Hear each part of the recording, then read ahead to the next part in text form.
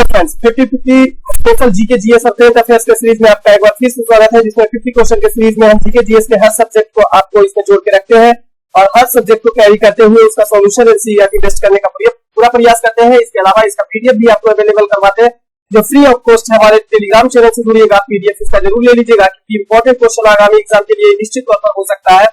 122 number से practice ये चल रहा है और 122 के पहले का पीडीएफ भी अगर आप वहां सारा पीडीएफ जो है टेलीग्राम पर अवेलेबल है, तो वहां से आप जरूर ले लीजिएगा और इसे रेगुलर सॉल्यूशन देखने का प्रयास कीजिएगा, कम से कम सुनने का प्रयास कीजिएगा। इसके अलावा अगर ऐसा लगता है कि दूसरे स्टूडेंट के लिए भी यूजफुल ये वीडियो या ये क्वेश्चन हो सकता है, तो आप इसे शेयर जरूर कीजिएगा, लाइक एंड सब्सक्राइब जरूर कीजिएगा चैनल पर। अगर नए हैं तो सब्सक्राइब कीजिएगा, लाइक कीजिएगा। डेली अगर देखते हैं आप तो निश्चित तौर पर, क्योंकि आपके द्वारा किया गया लाइक हमें प्रोत्साहित करता है और हम आपके लिए और अच्छे कंटेंट को जोड़ने का पूरा प्रयास करेंगे। ये सीरीज जो है वो आपको बीपीएससी पीटी एग्जाम के लिए, बिहार एसएससी मेंस एग्जाम के लिए, बिहार दरोगा, बिहार पुलिस एग्जाम के लिए, बिहार सिविल कोड, शिक्षक भर्ती, एसएससी, रेलवे को ध्यान में रखते हुए ये 50 क्वेश्चन का सीरीज जो है हर एक कंपटीशन को कैरी करता हुआ आपको तैयार किया गया क्वेश्चन है और एक से बढ़कर एक क्वेश्चन यहाँ पे देखने को आपको मिलेगा। तो इसे पूरा का पूरा देखने का प्रयास करिएगा। वीडियो थोड़ा सा अगर लंबा भी होता है तब पर भी इसे सुनने का पूरा प्रयास कीजिएगा, क्योंकि काफी इंपोर्टेंट आपके आगामी एग्जाम के लिए ये क्वेश्चन हो सकता है। चलिए आज का पहला क्वेश्चन देखते हैं। कहता संविधान के प्रस्तावना को संविधान का पहचान पत्र किसने कहा था? बहुत इंपॉर्टेंट क्वेश्चन है। संविधान के प्रस्तावना को देखिए, एक रेशियो में हम आपको इस 50 क्वेश्चन के सीरीज में जीके जीएस और करंट अफेयर्स को ऐड करके एक निश्चित रेशियो में आपको क्वेश्चन अवेलेबल हम करवाए, ताकि आपको हर सब्जेक्ट से जीके जीएस से जोड़ के रखें और तारतम्यता आपका बना हुआ रहे और आगे कोई भी कंपटीशन एग्जाम के लिए बेनिफिट ये क्वेश्चन आपको हो सके। इस लेवल में आपको तैयार करके हम ये क्वेश्चन दे रहे हैं। अगर आप इसका रेगुलर रिवीजन करते हैं तो पीडीएफ जरूर लीजिएगा। पीडीएफ विदाउट सॉल्यूशन किया हुआ, सॉल्यूशन किया हुआ दोनों प्रकार का वहां मिल जाएगा। पूरा वीडियो का क्वेश्चन देखने का प्रयास कीजिएगा। एक एक क्वेश्चन को हम इंपोर्टेंसी के आधार पर ही आपके लिए तैयार किए हैं। पहला क्वेश्चन है, संविधान के प्रस्तावना को संविधान का पहचान पत्र किसने कहा था? बहुत इंपॉर्टेंट क्वेश्चन है। N.A. पालकीवाला, N.A. पालकीवाला का कथन है। N.A. पालकीवाला ने कहा था कि संविधान का प्रस्तावना जो है वो संविधान के लिए पहचान पत्र का काम करती है। N.A. पालकीवाला, नानी आदेशीर पालकीवाला। क्लियर? देखेंगे प्रस्तावना के बारे में प्रमुख कुछ कथन जो कहा गया है और उससे संबंधित जो इतिहासकार जिन्होंने वह कथन को कहा है, थोड़ा दो चार पे देख लेते हैं, बड़ा इंपॉर्टेंट है। तो नानी आदेशीर पालकीवाला ने संविधान का पहचान पत्र प्रस्तावना को कहा है। ठाकुर दास भार्गव के द्वारा संविधान के प्रस्तावना को संविधान का सबसे सम्मानित भाग, संविधान की आत्मा, संविधान की कुंजी और संविधान का आभूषण की संज्ञा संविधान की प्रस्तावना को दिया है ठाकुर दास भार्गव ने। नेक्स्ट पॉइंट में है सर अर्नेस्ट बार्कर, इनके द्वारा प्रस्तावना को संविधान का की नोट कहा गया है। क्लियर? इन्होंने कहा था कि संविधान सभा के सदस्यों के दिमाग की दही कर देने वाला जो भाग है वह यही प्रस्तावना है। अतः इन्होंने संविधान का की नोट कहा है प्रस्तावना को सर अर्नेस्ट बार्कर ने। क्लियर? के मुंशी के द्वारा संविधान के प्रस्तावना को संविधान की राजनीतिक कुंडली कहा गया है और अल्लादी कृष्ण स्वामी अय्यर को के द्वारा संविधान के प्रस्तावना को हमारे दीर्घकालिक सपनों का विचार है, प्रस्तावना के बारे में उन्होंने कहा था। क्लियर? अब चलिए प्रस्तावना के बारे में कुछ खास बातों पर चर्चा कर लेते हैं जो आपको आगामी एग्जाम्स के लिए इंपॉर्टेंट हो सकता है और सभी एग्जाम के लिए होता है, कभी बार बार ये क्वेश्चन आपसे पूछता है। तो देखते हैं संविधान की प्रस्तावना जे.एल. नेहरू यानी जवाहरलाल नेहरू के द्वारा पेश किए गए उद्देश्य प्रस्ताव, जो कि 13 दिसंबर 1946 ईस्वी को पेश किया गया था, उसी पर आधारित है हमारे देश के संविधान का प्रस्तावना। क्लियर? उद्देश्य प्रस्ताव को संविधान सभा के द्वारा 22 जनवरी 1947 ईस्वी को स्वीकार किया गया था। इसी के साथ क्वेश्चन पूछता है कि प्रस्तावना को संविधान सभा के द्वारा कब स्वीकार किया गया था? तो चूंकि आप जानते हैं कि उद्देश्य प्रस्ताव जो था वो प्रस्तावना उसी पर आधारित था, अतः 22 जनवरी 1947 ईस्वी को उद्देश्य प्रस्ताव को संविधान सभा के द्वारा स्वीकार कर लिया गया। तो ये भी कह सकते हैं कि प्रस्तावना को भी स्वीकार कर लिया गया 22 जनवरी 1947 ईस्वी को। ध्यान रखेंगे उद्देश्य प्रस्ताव का प्रारूप जो है वह B.N. राव के द्वारा तैयार किया गया था। प्रस्तावना को अमेरिका के संविधान से, जबकि प्रस्तावना की भाषा को ऑस्ट्रेलिया के संविधान से लिया गया। दोनों पॉइंट याद रखेंगे, प्रस्तावना को लिया गया अमेरिका के संविधान से, जबकि प्रस्तावना की भाषा जो है वो ऑस्ट्रेलिया के संविधान से लिया गया है। प्रस्तावना के बारे में और कुछ मुख्य बातें हैं, जैसे यूनियन ऑफ इंडिया बनाम मदन गोपाल, जो कि 1957 ईस्वी में कहा गया था कि प्रस्तावना को न्यायालय में परिवर्तन नहीं किया जा सकता है। दूसरी बात है बेरुबारी यूनियन बाद 1907 ईस्वी में आया, जिसने सर्वोच्च न्यायालय में फैसला किया कि प्रस्तावना को संविधान का अंग नहीं माना जाए, परंतु बाद में केशवानंद भारती बनाम केरल राज्य बाद 1973 ईस्वी में आया, जिसने प्रस्तावना को संविधान का अंग माना। क्लियर। केशवानंद भारती बनाम केरल राज्य बाद में सर्वोच्च न्यायालय ने ही फैसला सुनाया कि मूल ढांचा का सिद्धांत यानी थ्योरी ऑफ बेसिक स्ट्रक्चर का सिद्धांत दिया तथा प्रस्तावना को संविधान का मूल अंग माना। क्लियर। प्रस्तावना में अभी तक एकमात्र बार संशोधन किया गया है, वो है 42वां संवैधानिक संशोधन 1976 ईस्वी के द्वारा, तथा इसके तहत भारतीय संविधान के प्रस्तावना में 3 नए शब्द जोड़े गए थे, समाजवादी, पंथ निरपेक्ष तथा राष्ट्र की एकता एवं अखंडता जैसे शब्द को जोड़ा गया था 42वां संवैधानिक संशोधन 1976 ईस्वी के द्वारा। क्लियर। नेक्स्ट क्वेश्चन जो है वो नेक्स्ट पॉइंट जो है वो प्रस्तावना में 3 प्रकार के न्याय की चर्चा की खूब बार क्वेश्चन पूछता है कि हमारे प्रस्तावना में कितने प्रकार के न्याय व्यवस्था की चर्चा किया गया, कितने प्रकार की स्वतंत्रता दिया गया, कितने प्रकार की समानता की चर्चा किया गया। तो ध्यान देंगे प्रस्तावना में 3 प्रकार का न्याय, जो सामाजिक, आर्थिक और राजनीतिक न्याय, 5 प्रकार की स्वतंत्रता, विचार, अभिव्यक्ति, विश्वास, धर्म और उपासना की स्वतंत्रता।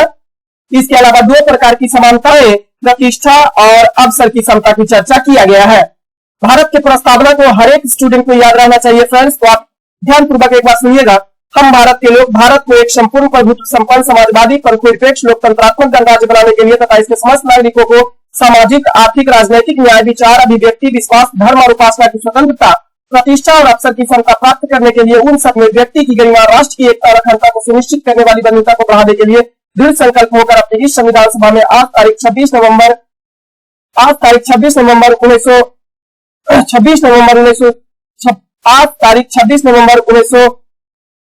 1949 ईस्वी मिति मार्गशीर्ष शुक्ल सप्तमी 2006 विक्रमी एतद द्वारा अंगीकार, अधिनियमित और आत्मसमर्पित करते हैं। क्लियर है। नेक्स्ट क्वेश्चन, रॉबिन हुड प्रभाव निम्नलिखित में से किससे संबंधित है? खूब इंपॉर्टेंट क्वेश्चन इकोनॉमिक्स से है। रॉबिन हुड प्रभाव किससे संबंधित है? तो रॉबिन हुड प्रभाव जो है वो आय पुनर्वितरण से संबंधित एक प्रभाव है, एक इफेक्ट है। अब क्योंकि रॉबिन हुड प्रभाव इसको इसलिए कहा गया क्योंकि यह सिद्धांत रॉबिन हुड के द्वारा प्रदान किया गया था इकोनॉमिक्स में। क्लियर। तो रॉबिन हुड प्रभाव एक आर्थिक स्थिति है जिसमें आर्थिक असमानता को कम करने के लिए समाज में गरीबों को देने के लिए अमीरों से धन लिया जाता है। अब गरीब के पास बहुत कम पैसा है, अमीरों के पास बहुत पैसा ज्यादा है, तो अमीरों से टैक्स के रूप में ज्यादा से ज्यादा वसूल कर लिया जाता है और गरीबों को उसमें वितरित किया जाता है, तभी तो आय समान होगा समाज में। क्लियर। इसी को रॉबिन हुड इफेक्ट कहा जाता है। तो रॉबिन हुड प्रभाव में आय का पुनर्वितरण किया जाता है ताकि आर्थिक असमानता कम हो सके। उदाहरण के लिए देखा जाए तो एक सरकार अमीरों से उच्च कर और गरीबों से कम या कोई टैक्स नहीं वसूल करता है। क्लियर। और फिर उस टैक्स को राजस्व का उपयोग करके गरीबों की सेवाओं के लिए प्रदान कर दिया जाता है। इसे ही रॉबिन हुड इफेक्ट कहा जाता है। यह बाजार आधारित घटनाओं या सरकारी, आर्थिक और राजकोषीय नीतियों के कारण हो सकता है। क्लियर। नेक्स्ट क्वेश्चन, तो आय पुनर्वितरण से संबंधित है रॉबिन हुड इफेक्ट। क्वेश्चन है कोको रिज कहां स्थित है? कोको रिज कहां स्थित है? तो एटलांटिक महासागर का हिस्सा है कोको रिज। खूब इंपॉर्टेंट क्वेश्चन, कई बार पूछता है। कोको रिज प्रशांत महासागर में कोको प्लेट से बना हुआ है जो मध्य अमेरिका के पश्चिमी तट से प्रशांत महासागर के नीचे छोटी समुद्री टेक्टोनिक प्लेट से बना हुआ है। क्लियर है। तो आप क्षेत्र भी याद रखेंगे, कोको रिज प्रशांत महासागर के क्षेत्र में कोको प्लेट से बना हुआ है और यह मध्य अमेरिका के पश्चिमी तट में स्थित है। क्लियर। अटलांटिक महासागर की बात करें तो टेलीग्राफिक पठार जो है वो अटलांटिक महासागर में स्थित है जो न्यू फाउंडलैंड से आयरलैंड तक फैला हुआ है। इसके अलावा अटलांटिक महासागर के दक्षिणी भाग में बाल्विस रिज, ध्यान रखेंगे, बाल्विस रिज का संबंध अटलांटिक महासागर से ही है। बाल्विस रिज का संबंध अटलांटिक, अच्छा कोको रिज के बारे में पता है सही, लेकिन प्रशांत महासागर इसका, अटलांटिक महासागर मरवा दिए, सॉरी। तो प्रशांत महासागर, कोको रिज प्रशांत महासागर में है, लेकिन बाल्विस रिज जो है वो अटलांटिक महासागर में स्थित है। इसकी लंबाई की बात करें तो 3000 किलोमीटर से अधिक और मध्य में एटलांटिक रीज से क्रिस्टन द्वीप कुनहा और कोल्स द्वीप समूह के पास अफ्रीकी तट पर मौजूद है। क्लियर। तो एटलांटिक महासागर से संबंधित वाल्वीस रीज हो जाएगा, जबकि कोको रीज प्रशांत महासागर से संबंधित। क्लियर है। नेक्स्ट क्वेश्चन, सम्राट अशोक द्वारा प्रचारित धम्म निम्नलिखित में से किससे संबंधित था? धम्म की व्याख्या अशोक के द्वारा किया गया था। खूब इंपॉर्टेंट है, जरा देखिएगा पहले डिटेल इसका, तब आंसर की ओर चलेंगे। सम्राट अशोक के द्वारा प्रचारित धम्म उस समय के अधिकांश संप्रदायों के सिद्धांतों के अनुरूप नैतिकता की एक प्रणाली थी। क्लियर, नैतिकता की एक प्रणाली थी। तो आंसर निकल गया, उस समय के अधिकांश संप्रदायों के सिद्धांतों के अनुरूप नैतिकता की व्यवस्था किया गया था। इसे ही कहा गया अशोक का धम्म। क्लियर। अब देखेंगे, अशोक ने अपने पुत्र महेंद्र को और पुत्री संघमित्रा को धम्म का संदेश फैलाने के लिए श्रीलंका में भेजा था। अशोक ने पूरे साम्राज्य में बौद्ध धर्म के सिद्धांतों को फैलाने और लागू करने के लिए धम्म महामात्रों के रूप में जानकारी या धम्म महामात्रों के रूप में जाने जाने वाले विशेष अधिकारियों को भी नियुक्त किया था। सम्राट अशोक ने अपने चौथे शिलालेख में भेरी घोष की जगह धम्म घोष की घोषणा किया। ये सब इंपॉर्टेंट है, पॉइंटेड चीजों को ध्यान रखिएगा। क्लियर। अशोक ने अपने 5वें शिलालेख में धम्म महामात्रों के नियुक्ति के विषय में जानकारी दी है और इसने अपने 11वें शिलालेख में धम्म की व्याख्या किया है। तो धम्म की व्याख्या 11वें शिलालेख में, 5वें शिलालेख में धम्म महामात्रों के विषय नियुक्ति के विषय में जानकारी, और चौथे शिलालेख में भेरी घोष की जगह धम्म घोष को स्वीकार किया है सम्राट अशोक ने। ध्यान रखेंगे आप कि सम्राट अशोक के द्वारा शिलालेखों की कुल संख्या 14 बताई गई है। नेक्स्ट क्वेश्चन है, बिहार में नुहानी वंश के सुल्तान मोहम्मद की उपाधि किसने धारण की थी? बिहार में नुहानी वंश के सुल्तान मोहम्मद की उपाधि किसके द्वारा धारण किया गया था? बड़ा इंपॉर्टेंट है, खूब क्वेश्चन पूछता है। बहार खान नुहानी जो था वो बिहार के नुहानी वंश का शासक था और इसने सुल्तान मोहम्मद की उपाधि को धारण किया था। जरा इसके इतिहास पर थोड़ा सा ध्यान देते हैं। तो नुहानी राजवंश का उदय बिहार में सिकंदर लोदी के समय में हुआ था। जिस समय दिल्ली सल्तनत पर सिकंदर लोदी का शासनकाल लोदी वंश का चल रहा था, तो सिकंदर लोदी ने शाह सरगी को हराया और दरिया खान नुहानी को बिहार का प्रशासक नियुक्त किया। अब देखेंगे, सल्तनत के अधीन बिहार में सबसे पहला प्रशासक जो नियुक्त किया गया वो दरिया खान नुहानी था। यह बिहार का प्रशासक नियुक्त किया गया 1523 ईस्वी तक यह बिहार का प्रशासक रहा, जब तक इसकी मृत्यु नहीं हो गई। क्लियर। 1523 ईस्वी में जैसे ही यह दरिया खान नुहानी की मृत्यु हो गई तो उसके पश्चात बहार खान नुहानी बिहार का प्रशासक बना। इसने स्वतंत्रता की घोषणा कर दी, यानी दिल्ली सल्तनत से अलग होकर स्वतंत्रता की घोषणा कर दी तथा सुल्तान मोहम्मद की उपाधि धारण की। हालांकि बाद में इब्राहिम लोदी ने उस पर आक्रमण किया और उसे जीत भी लिया था। बाद में नुहानी वंश का अंत 1532 ईस्वी मुगल सम्राट हुमायूं के द्वारा कर दिया गया था। यानी बिहार में नुहानी वंश का अंत 1532 ईस्वी में हो गया था। Clear. Next question, blue heart campaign किससे संबंधित है? ब्लू हार्ट कैंपेन का संबंध किससे है? तो ध्यान देंगे, मानव तस्करी से लड़ने के लिए वैश्विक जागरूकता को बढ़ावा देने की पहल जो है वही ब्लू हार्ट कैंपेन कहलाता है। अब ये ब्लू हार्ट कैंपेन को थोड़ा सा विस्तारित रूप से देखेंगे तो यह अभियान मानव तस्करी और समाज पर उसके प्रभाव से लड़ने के लिए वैश्विक जागरूकता बढ़ाने वाली पहल है। इसकी शुरुआत United Nations office on drugs and crime यानी UNODC द्वारा 1997 ईस्वी में किया गया था। क्लियर। यह कार्यवाही को प्रेरित करने और इस जघन्य अपराध यानी मानव तस्करी जैसे जघन्य अपराध को रोकने में मदद करने के लिए सरकारों, नागरिक समाज, कॉर्पोरेट क्षेत्र और व्यक्तियों से समान रूप से भागीदारी को प्रोत्साहित करने का पूरा प्रयास करता है। क्लियर।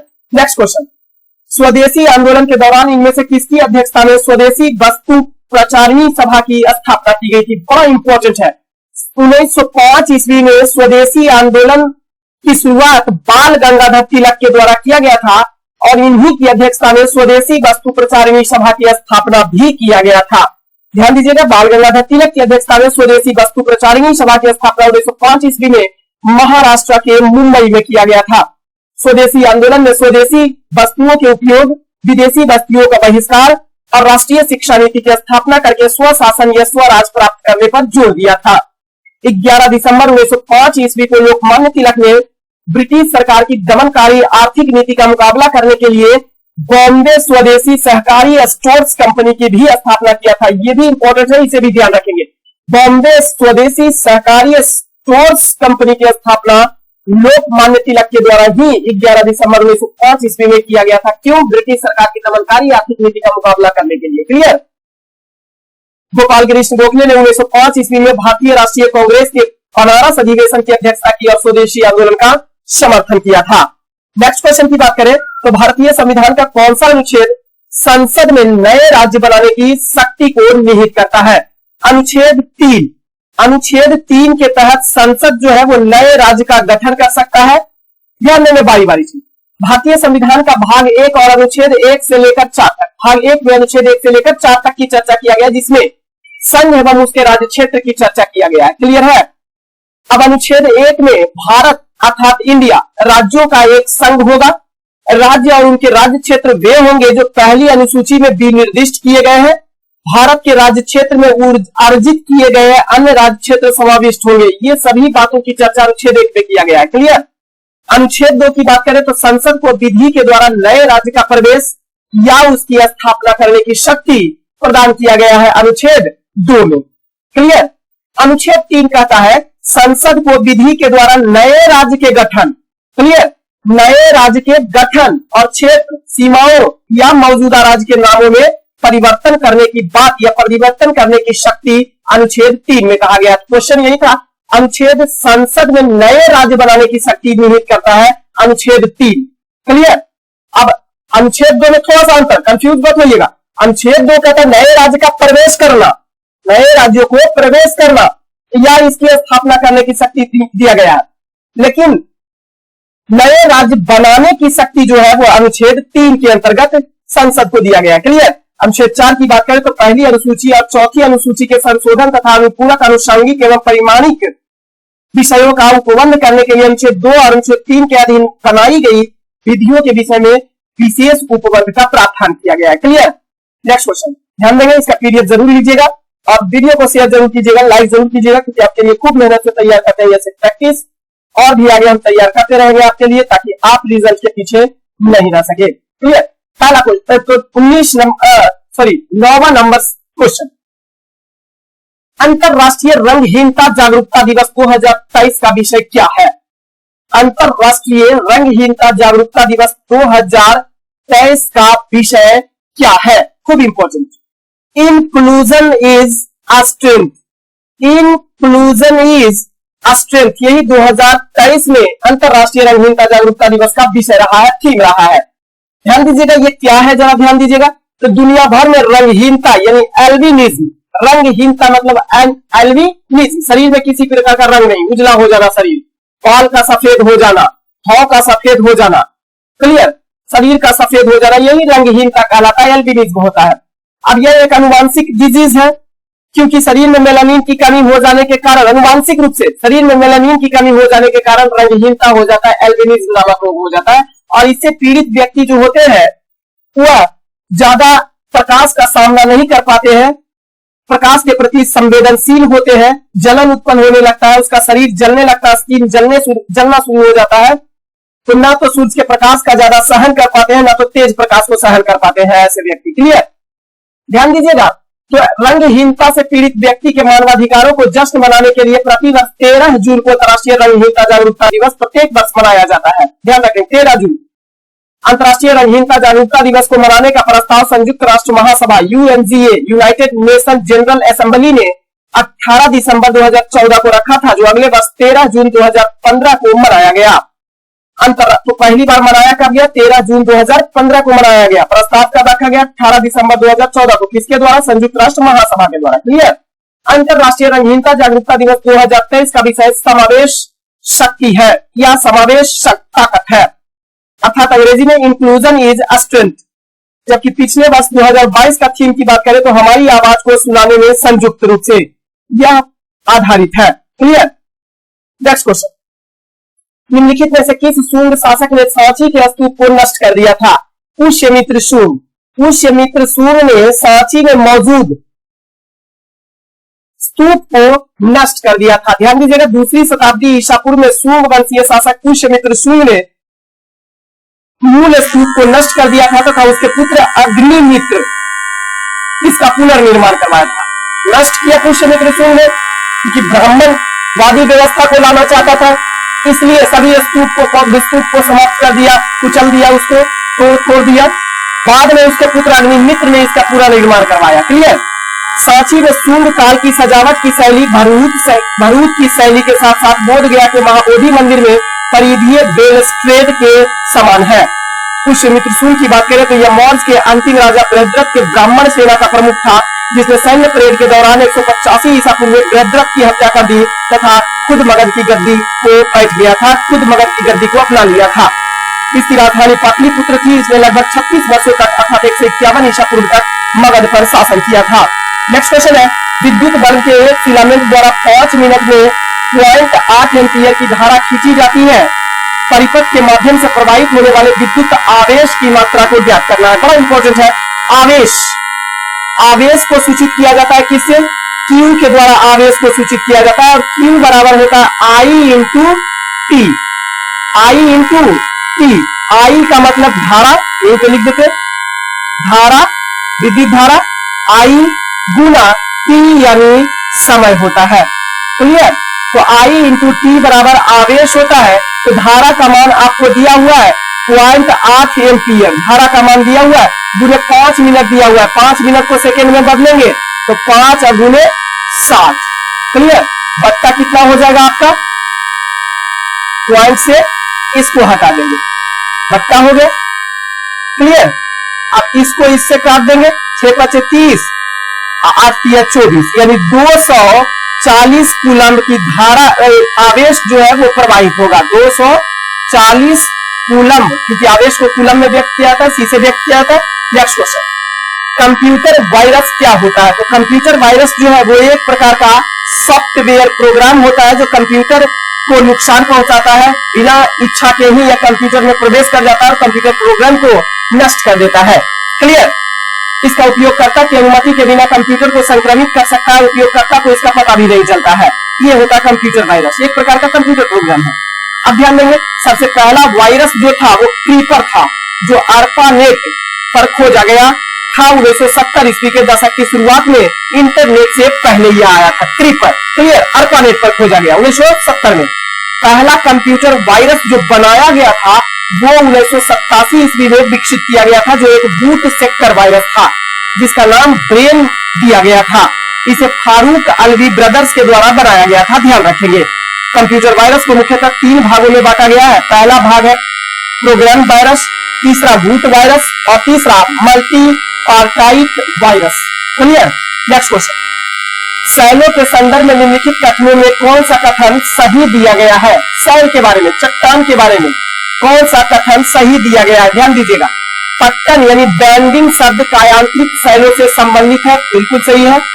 चट्टानों में खनिज पटाखों की एक निश्चित संरचना नहीं होती है, ये बिल्कुल सही है। दोनों कथन सही है। तो कथन 1 और 2 जो है वो दोनों चट्टानों के बारे में या सैलों के बारे में बिल्कुल सही हो जाएगा।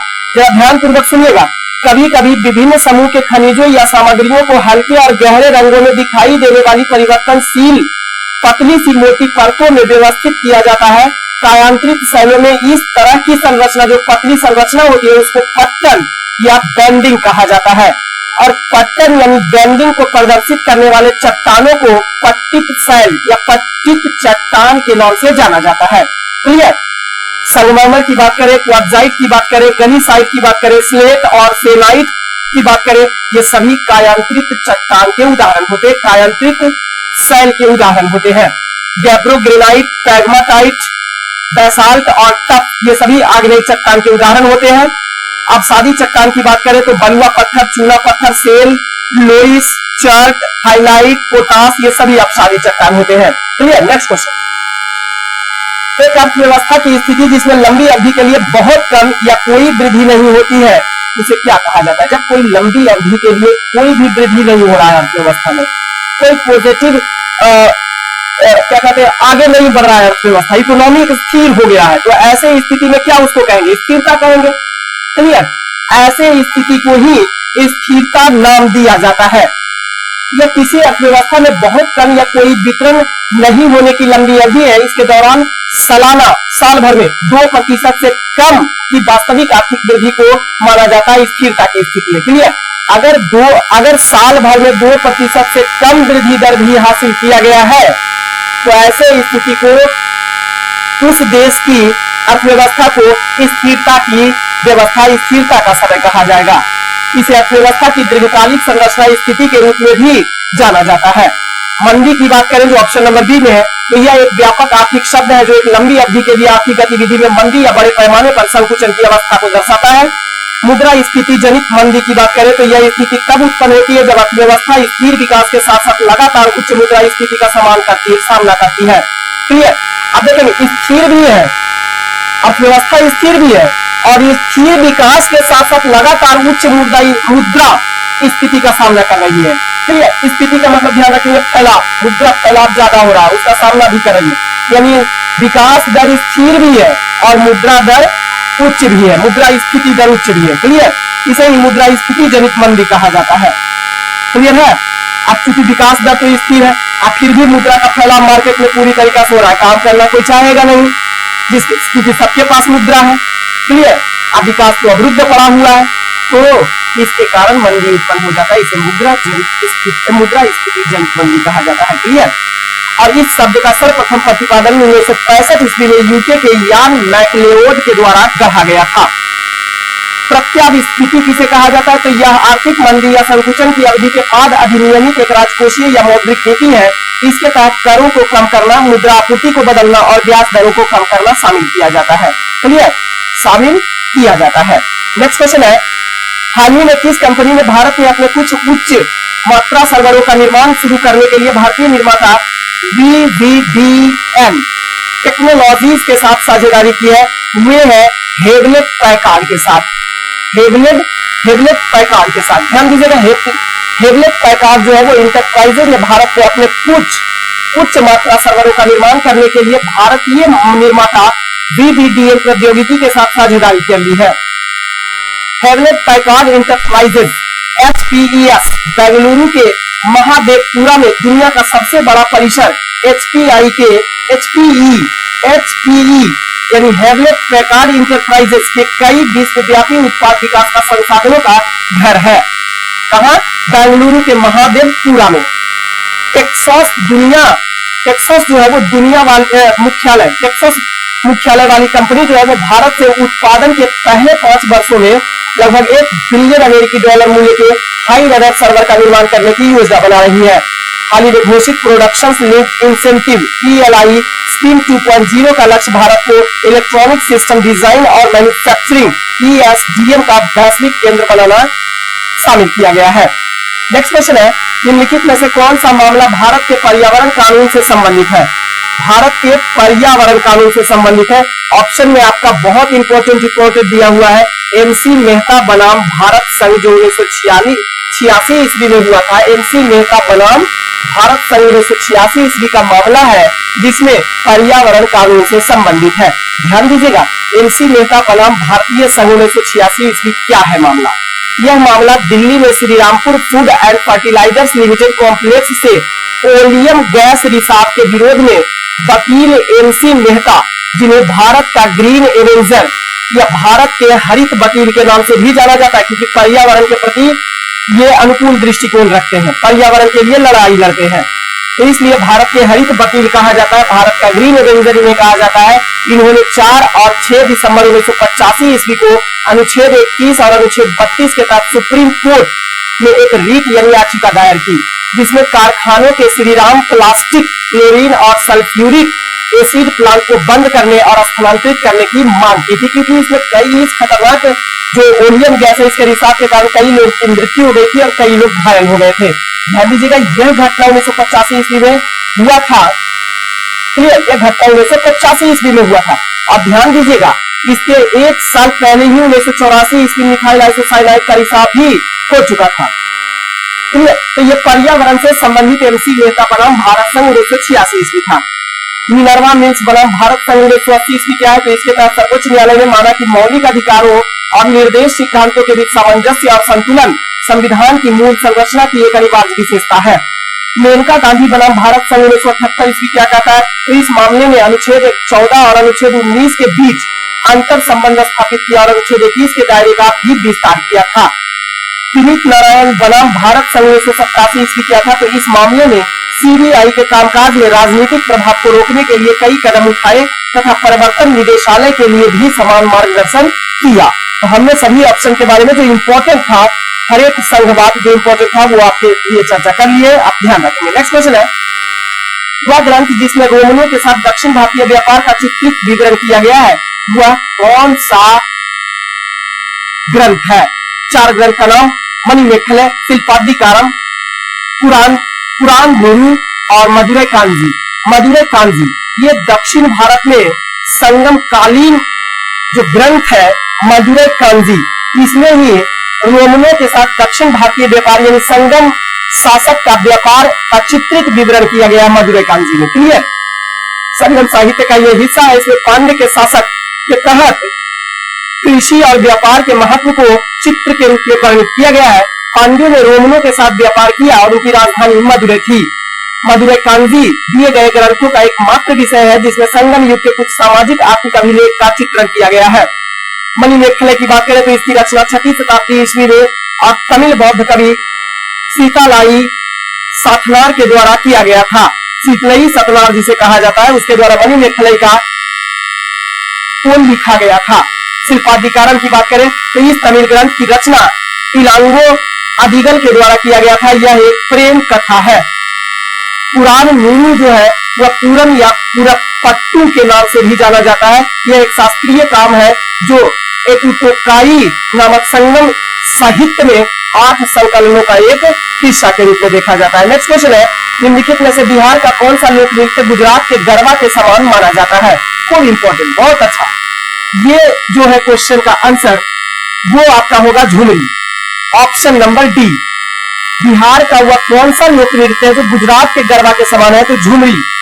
गुजरात के गरबा की तुलना बिहार के झुमरी लोक नृत्य से की जाती है। इसे केवल वैवाहिक महिलाएं जो है वही सकारात्मक शगुन का प्रतिनिधित्व करने के लिए आमतौर पर सितंबर और अक्टूबर में आश्विन माह के आगमन के बाद किया जाता है। यह एक मिथिलांचल लोक नृत्य है। बिहार के मिथिलांचल के क्षेत्र में, दरभंगा के क्षेत्र में ये मनाया जाता है। फगुआ क्या है? तो यह नृत्य होली के त्योहार के दौरान किया जाता है। जट जटिन जो है एक लोकप्रिय नृत्य है। यह विशेष रूप से उत्तरी बिहार, विशेषकर मिथिला और कोसी क्षेत्र में प्रसिद्ध है। महिलाओं का नृत्य जट जटिन मानसून के मौसम के दौरान चांदनी रात में जट जटिन लोक नृत्य किया जाता है। कजरी की बात करें तो कजरी पूर्वी उत्तर प्रदेश का प्रसिद्ध लोकगीत है। कजरी की उत्पत्ति मिर्जापुर में मानी जाती है। मिर्जापुर पूर्वी उत्तर प्रदेश में गंगा के किनारे बसा जिला है। यह वर्षा ऋतु का लोकगीत है। इसे सावन के महीने में गाया जाता है। यह बनारस राजघराने से संबंधित है। नेक्स्ट क्वेश्चन है, पोषण अभियान इनमें से किस मंत्रालय का एक प्रमुख कार्यक्रम है? वो भी इंपॉर्टेंट क्वेश्चन। पोषण अभियान इनमें से किस मंत्रालय का एक प्रमुख कार्यक्रम है? यह महिला एवं बाल विकास मंत्रालय का एक प्रमुख कार्यक्रम पहल है। पोषण अभियान 8 मार्च 2018 को सरकार द्वारा पोषण अभियान राष्ट्रीय पोषण मिशन शुरू किया गया था। यह अभियान राष्ट्रीय पोषण मिशन के लिए प्रधानमंत्री की व्यापक योजना बच्चों, गर्भवती महिलाओं और स्तनपान कराने वाली माताओं के लिए पोषण संबंधी परिणामों में सुधार के लिए महिला एवं बाल विकास मंत्रालय MWCD का भारत सरकार का प्रमुख कार्यक्रम है। क्लियर? तो ये महिला एवं बाल विकास मंत्रालय का प्रमुख कार्यक्रम है पोषण अभियान। पोषण अभियान के अंतर्गत हर साल सितंबर के महीने में राष्ट्रीय पोषण माह के रूप में मनाया जाता है। नेक्स्ट क्वेश्चन है, लॉर्ड माउंटबेटन ने वन मैन फ्रंटियर आर्मी के रूप में किसे संदर्भित किया है? यानी वन मैन फ्रंटियर आर्मी की संज्ञा किसे दी है? खान अब्दुल गफ्फार खान को। खान अब्दुल गफ्फार खान को लॉर्ड माउंटबेटन ने वन मैन फ्रंटियर आर्मी की उपाधि दी थी। खान अब्दुल गफ्फार खान को भारत के उत्तर पश्चिम कोने में लगभग अकेले ही स्वतंत्रता आंदोलन का नेतृत्व करने के कारण फ्रंटियर गांधी के रूप में जाना जाता है। इनके द्वारा खुदाई खिदमतगार आंदोलन की शुरुआत किया गया था, जो गांधीवादी सिद्धांतों पर ब्रिटिश साम्राज्य के खिलाफ अहिंसक आंदोलन था। खुदाई खिदमतगार, जिसे भगवान के सेवक के रूप में जाना जाता है। खुदाई खिदमतगार का शाब्दिक अर्थ होता है भगवान का सेवक। तो खुदाई खिदमतगार की स्थापना 1920 ईस्वी में की गई थी, जिसे आमतौर पर लाल शर्ट आंदोलन के नाम से भी जाना जाता है। लॉर्ड माउंटबेटन की बात करें तो महात्मा गांधी को इन्होंने वन मैन बाउंड्री फोर्स की उपाधि दिया था। नेक्स्ट क्वेश्चन है, medicine from the sky programme किस राज्य से संबंधित है? तेलंगाना राज्य से। Medicine from the sky Telangana राज्य से संबंधित एक परियोजना है। ध्यान देने क्या है, तो इस योजना की शुरुआत 11 सितंबर 2021 को पायलट प्रोजेक्ट योजना के तहत तेलंगाना राज्य के द्वारा 16 प्राथमिक स्वास्थ्य केंद्रों का चयन किया गया है। इस परियोजना में ड्रोन के जरिए दवाओं की डिलीवरी करना शामिल किया गया है। मेडिसिन फ्रॉम द स्काई जो है वो ड्रोन के जरिए दवाओं को डिलीवरी करने की एक परियोजना है तेलंगाना राज्य सरकार का, जो 11 सितंबर 2021 को पायलट प्रोजेक्ट योजना के तहत लागू किया गया था। क्लियर? इस योजना की शुरुआत नागरिक उड्डयन मंत्रालय की मंजूरी के पश्चात किया गया है। मंत्रालय ने वैक्सीन की डिलीवरी हेतु प्रायोगिक beyond visual line of site drone उड़ाने के संचालन के लिए मानव रहित विमान प्रणाली नियम 2021 से तेलंगाना सरकार को सशर्त छूट दी है। इस परियोजना को तेलंगाना सरकार विश्व आर्थिक मंच और हेल्थ नेट ग्लोबल के सहयोग से संचालित किया जाएगा। किसके सहयोग से? तेलंगाना सरकार के द्वारा विश्व आर्थिक मंच और हेल्थ नेट ग्लोबल की सहायता से। हेल्थ नेट ग्लोबल एक प्राइवेट लिमिटेड कंपनी है जो व्यक्तियों, परिवारों, मेडिकेयर और व्यवसायियों हेतु गुणवत्तापूर्ण किफायती स्वास्थ्य सुविधाएं प्रदान करती है। क्लियर? नेक्स्ट क्वेश्चन, हाल ही में जुलाई 2023 में आयोजित जनगणना में बिहार में पक्षियों की कितनी प्रजातियां पाई गई है? 205 प्रजाति। हाल ही में 2023 में जब जनगणना हुआ पक्षियों के लिए, तो बिहार में पक्षियों की प्रजातियां 205 बच गई है। ध्यान देंगे, बिहार पक्षी गणना 2023 में राज्य में पक्षियों की संख्या, प्रजातियों की संख्या 205 पाई गई है, जिसमें भागलपुर और जमुई जिलों के आर्द्रभूमि जल पक्षियों की संख्या सबसे अधिक है। कहां? 2 जिला, भागलपुर और जमुई जिला में। बिहार वन विभाग और बॉम्बे नेचुरल हिस्ट्री सोसाइटी द्वारा आयोजित जनगणना के राज्य के 10,000 वर्ग किलोमीटर को शामिल किया गया है। इस वर्ष राज्य के 26 जिलों में 76 आर्द्रभूमियों को शामिल करते हुए गिनती की गई है, जिसमें 3 नदी प्रणालियां गंगा, कोसी और गंडक नदी को शामिल किया गया। दोनों बात पूछी आपसे, कितने जिलों में? 26 जिलों में। कितने आर्द्रभूमि? 76 आर्द्रभूमि को शामिल किया गया। और कौन से 3 नदी प्रणाली को शामिल किया गया? तो गंगा, कोसी और Gandak. Clear? Next question, Delhi सल्तनत के किस शासक ने दीवान ए खैरात की स्थापना की? खूब इंपॉर्टेंट, दीवान ए खैरात की स्थापना जो है फिरोज शाह तुगलक के द्वारा किया गया था, अपने दासों को सुविधा प्रोवाइड करने के लिए, क्योंकि दासों की सर्वाधिक संख्या पूरे सल्तनत काल में फिरोज शाह तुगलक के पास था 1,80,000 दास। क्लियर? फिरोज शाह तुगलक की बात करें तो यह तुगलक वंश का तीसरा शासक था, जिसने 1351 से 1388 ईस्वी तक दिल्ली पर शासन किया। इसने अनाथ मुस्लिम महिलाओं, विधवाओं और लड़कियों की सहायता के लिए दीवान ए खैरात की स्थापना की। क्लियर? दीवान ए खैरात की। अच्छा, वो दीवान एक बंदगान था जो दासों के लिए किया था, सुविधा देने के लिए दीवान एक बंदगान था। बंदियों के लिए तो दीवान एक बंदगान याद रखेंगे। दीवान एक खैरात किसके लिए? तो अनाथ मुस्लिम महिलाओं, विधवाओं और लड़कियों की सहायता के लिए विभाग बनाया, जिसे दीवान एक खैरात कहा गया। क्लियर? तो एक दान विभाग था, इसमें दान करना था। फिरोज शाह तुगलक के शासनकाल में सबसे ज्यादा दासों की संख्या 1,80,000 दास थे, अतः इसकी देखरेख के लिए एक नया विभाग बनाया, दीवान ए बंदगान। क्लियर? इसने एक पेंशन विभाग, दीवान ए इस्तीफाक की भी स्थापना किया था। फिरोज शाह तुगलक ने अपनी आत्मकथा सपूहात ए फिरोज शाही की रचना किया था। इसका उपनाम की बात करें तो दिल्ली सल्तनत का अकबर कहा जाता है फिरोज शाह तुगलक को। फिरोज शाह तुगलक ब्राह्मणों पर जजिया कर लगाने वाला पहला मुसलमान शासक था। क्लियर?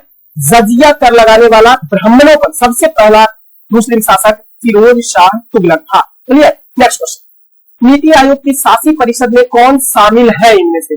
तो नीति आयोग की शासी परिषद में प्रधानमंत्री शामिल होते हैं, सभी राज्यों के मुख्यमंत्री शामिल होते हैं, तथा जो केंद्र शासित प्रदेश है उनके उपराज्यपाल को शामिल किया जाता है। क्लियर?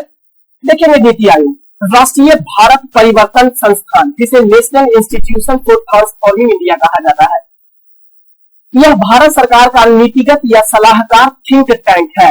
इसका गठन 1 जनवरी 2015 को योजना आयोग के स्थान पर किया गया था। इसमें सहकारी संघवाद की भावना को प्रतिध्वनित करते हुए अधिकतम शासन, न्यूनतम सरकार की परिकल्पना के लिए बॉटम अप दृष्टिकोण पर जोर दिया गया था। नीति आयोग जो है इसमें सभी राज्य और केंद्र शासित प्रदेशों के मुख्यमंत्री तथा अन्य केंद्र शासित प्रदेशों के उपराज्यपाल को शामिल किया जाता है। नीति आयोग के वर्तमान उपाध्यक्ष सुमन बेरी तथा वर्तमान सीईओ परमेश्वरन अय्यर है। नेक्स्ट क्वेश्चन है, संरचनात्मक रूप से मेघालय किस क्षेत्र का एक हिस्सा है? संरचनात्मक दृष्टिकोण से अगर यदि जो देखा जाए तो दक्कन के पठार का हिस्सा है मेघालय का पठार। क्लियर? दक्कन का पठार क्या है जरा इसको देख लीजिएगा, कहां से कहां तक फैला हुआ है। तो इसे विशाल प्रायद्वीपीय पठार के नाम से भी जाना जाता है। यह पठार त्रिभुजाकार है। इसकी उत्तर की सीमा सतपुड़ा और विंध्याचल पर्वत श्रृंखला द्वारा पूरब एवं पश्चिम की सीमा क्रमशः पूर्वी घाट और पश्चिमी घाट एवं उत्तर में महादेव और मैकाल द्वारा निर्धारित होती है। यह पठार भारत के 8 राज्य के 5 लाख वर्ग किलोमीटर में फैला हुआ पठार है। इसकी औसत ऊंचाई 600 मीटर है, जो दक्षिण में 1000 मीटर तथा उत्तर में 500 मीटर तक फैला हुआ है। इस पठार का सामान्य ढाल पश्चिम से पूरब की ओर होता है। क्लियर? नेक्स्ट क्वेश्चन, ट्विटर पर निम्नलिखित में से कौन सी सुविधा है जो उपयोगकर्ताओं को पहले से ट्वीट्स की योजना बनाने में सक्षम बनाता है? वो है ट्विटर शेड्यूल। ट्विटर शेड्यूल में ही ट्विटर पर ऐसा सुविधा है जो उपयोगकर्ताओं को पहले से ट्वीट्स की योजना बनाने में सक्षम बनाता है। अब देखेंगे ट्विटर क्या है। तो एक निःशुल्क सोशल नेटवर्किंग साइट है जहां उपयोगकर्ता छोटे पोस्ट प्रसारित करते हैं और इसे ट्वीट्स कहा जाता है। इस ट्वीट्स में टेक्स्ट हो सकता है, वीडियो हो सकता है, तस्वीर हो सकता है, फिगर इमेज हो सकता है या कोई लिंक भी हो सकता है। क्लियर? ट्विटर शेड्यूल क्या है? तो यह एक ऐसा उपकरण है जो उपयोगकर्ताओं को ट्वीट्स को पहले से अनुसूचित करने की अनुमति देता है, जिससे वे स्वचालित रूप से आपके दर्शकों के लिए सर्वोत्तम संभव समय पर पोस्ट कर सकता है। ट्वीट्स टॉपिक्स क्या है? जो ऑप्शन नंबर ए में दिया हुआ ट्वीट्स टॉपिक्स, यह एक ट्विटर प्रणाली है जो उपयोगकर्ता को विषयों की सूची से उन प्रवृत्तियों का चयन करने और उनका पालन करने की अनुमति देता है जिसमें वे रुचि रखते हैं। ट्वीट्स मोमेंट्स क्या है? Twitter moments, option number C में ट्विटर मोमेंट्स। ट्विटर पर जो कुछ भी हो रहा है उसका सबसे अच्छा प्रदर्शन करने वाला जो है वो क्यूरेटेड कहानियां है। इसी को ट्विटर मोमेंट्स कहा जाता है। ट्वीट्स क्या होता है? रीट्वीट क्या होता है? तो किसी ट्वीट को फिर से रीपोस्ट करना ही रीट्वीट कहलाता है। क्लियर? वर्तमान में ट्विटर को किसने खरीद लिया है? एलन मस्क के द्वारा इसे खरीद लिया गया है। नेक्स्ट क्वेश्चन है, यानी ट्विटर के मालिक अभी एलन मस्क है। करकट जलप्रपात किस जलीय जीव का प्राकृतिक आवास है? मगरमच्छ का। करकट जलप्रपात जो है वो बिहार के कैमूर जिला में स्थित करकटगढ़ गांव में है, जो मगरमच्छ का प्राकृतिक आवास हुआ करता था। वर्तमान में यह कैमूर वन जीव अभ्यारण्य का एक हिस्सा है। नेक्स्ट क्वेश्चन है, सीमेंट की पीसने की प्रक्रिया के दौरान पाउडर क्लिंकर में जिप्सम मिला दिया जाता है। क्यों ऐसा किया जाता है कि जिप्सम मिलाया जाता है? तो ध्यान देंगे, सेटिंग की दर, जमने की दर, सेटिंग मतलब जमने, तो जमने, सेटिंग से समझेंगे जमने, सेटिंग का संबंध जमने से, तो जमने की दर को धीमा कर देने का काम करता है जिप्सम। इसलिए सीमेंट को पीसने के दौरान पाउडर क्लिंकर के रूप में जिप्सम मिलाया जाता है। क्लियर? सीमेंट को पीसने की प्रक्रिया के दौरान इसे पाउडर क्लिंकर में जोड़ा जाता है और इसमें जिप्सम का प्रयोग किया जाता है, जिससे सेटिंग यानी जमने की दर कम हो जाती है, देरी से जमता है और ज्यादा जटिल होता है, ज्यादा पकड़े हुए रहता है, ज्यादा कठोर हो जाता है, देरी से जमता है। जिप्सम का रासायनिक सूत्र CaSO4 होता है। जिप्सम का निर्माण कैल्शियम, सिलिकॉन, एल्यूमिनियम, आयरन, चूना पत्थर, सेल और चाक या मार्ल जैसी सामग्री को shale, clay, slate, blast furnace slag, silica sand और लॉ एश के साथ मिलाकर किया जाता है। ध्यान दीजिएगा, सीमेंट का सबसे पहला निर्माण पोर्टलैंड में हुआ था। पोर्टलैंड में जोसेफ एस्पेडिन के द्वारा 1824 ईस्वी में किया गया था, अतः इसका नाम यही से पोर्टलैंड सीमेंट पड़ा था। क्लियर? वैसे सीमेंट में कौन कौन से तत्व पाए जाते हैं तो आप याद रखेंगे, चूसिए आम जी, चूसिए आम जी, चू से चूना पत्थर, सी से सिलिका, ए से एल्यूमिना, आ से आम, आ से आयरन, म से मैंगनीज और जी से जिप्सम को रखा जाता है। तो चूसिए आम जी जो है वो सारा तत्व पाया जाता है सीमेंट में, आप ध्यान रखेंगे। नेक्स्ट क्वेश्चन है, निम्नलिखित में से कौन सा अनुदेशात्मक सॉफ्टवेयर का उदाहरण है? इसमें से रेडियो वार्ता दिए गए ऑप्शन में रेडियो वार्ता जो है वो एक अनुदेशात्मक सॉफ्टवेयर है। अब अनुदेशात्मक सॉफ्टवेयर क्या होता है जरा इसको थोड़ा सा देख लेते हैं। तो अनुदेशात्मक सॉफ्टवेयर। यह एक तरह का एप्लीकेशन सॉफ्टवेयर है जिसे किसी विशेष विषय या पाठ पर छात्रों को निर्देश देने या सहायता प्रदान के लिए बनाया गया है, जैसे कि रेडियो वार्ता। ऑडियो पोस्टकार्ड क्या है? ऑप्शन नंबर में ऑडियो पोस्टकार्ड एपिसोड की एक श्रृंखला है जिसे इंटरनेट पर उपयोगकर्ता द्वारा स्ट्रीम या डाउनलोड किया जाता है। एडुसेट क्या है? तो GSAT-3 को एडुसेट के रूप में भी जाना जाता है। यह एक उपग्रह है जिसे विशेष रूप से स्कूल स्तर से उच्च शिक्षा की सेवा के लिए बनाया गया है। एडुसेट एक ऐसा उपग्रह है जो शिक्षार्थियों और शिक्षकों के बीच बातचीत की कोई संभावना या गुंजाइश नहीं छोड़ता, जबकि रेडियो वार्ता दो लोगों के बीच बातचीत के व्यापक अवसर को प्रदान करते हैं। क्लियर? नेक्स्ट क्वेश्चन, भारतीय संसद की कार्यवाही में शून्यकाल का क्या अर्थ होता है? ध्यान देंगे, शून्यकाल जो है वो प्रश्नकाल के ठीक बाद के काल को ही शून्यकाल कहा जाता है। यह शून्यकाल संसदीय व्यवस्था में भारत की देन है और सर्वप्रथम 1962 ईस्वी में शून्यकाल को भारतीय संसद के द्वारा लाया गया था। अब ये शून्यकाल में होता क्या है, जीरो आवर में होता क्या है? तो यह वह समय होता है जब संसद सदस्य यानी एमपी जो होते हैं, मेंबर ऑफ पार्लियामेंट जो होते हैं, वो तत्कालीन सार्वजनिक महत्व का मुद्दा उठाते हैं। यह प्रश्नकाल के ठीक बाद के समय यानी 12 बजे से लेकर 1 बजे तक का काल होता है। ध्यान देंगे, संसद जब बैठता है तो उसे प्रथम घंटा को कहा जाता है प्रश्नकाल का घंटा 11 बजे से 12 बजे तक। दूसरा घंटा जो होता है वो 12 से 1 शून्यकाल का घंटा होता है, जीरो आवर जिसे कहा जाता है। तो 12 से 1 बजे प्रश्नकाल के ठीक बाद के काल को शून्यकाल कहा जाता है। इसमें अति महत्वपूर्ण विषयों पर चर्चा किया जाता है और प्रश्न पूछा जाता है। प्रश्नकाल और सूर्य और कार्य सूची के बीच, जो प्रश्नकाल है और कार्य सूची के बीच का समय जो होता है उसी को शून्यकाल कहा जाता है। 1962 ईस्वी में भारतीय संसद के द्वारा इसे पेश किया गया था शून्यकाल। प्रश्नकाल क्या है? तो यह प्रत्येक संसदीय बैठक का पहला घंटा यानी 11 बजे से लेकर 12 बजे तक का होता है। इस दौरान सदस्य सवाल पूछते हैं और मंत्री उसका जवाब देते हैं। प्रश्न 3 प्रकार के होते हैं। एक तारांकित प्रश्न होता है, इसके लिए मौखिक उत्तर दिए जाते हैं, यानी उसी समय पूछा जाएगा और मौखिक रूप से उत्तर दिया जाएगा। दूसरा अतारांकित प्रश्न होते हैं, इसके लिए लिखित उत्तर दिए जाते हैं। जबकि लघु सूचना प्रश्न जो होता है इसे 10 दिनों से कम समय को नोटिस देकर पूछा जाता है तथा इसका उत्तर मौखिक रूप से लिया जाता है। 3 ही प्रकार का प्रश्न संसद में पूछा जाता है, तारांकित, अतारांकित और लघु सूचना प्रश्न। क्लियर? अतारांकित प्रश्नों की कुल संख्या एक दिन में 20 होती है।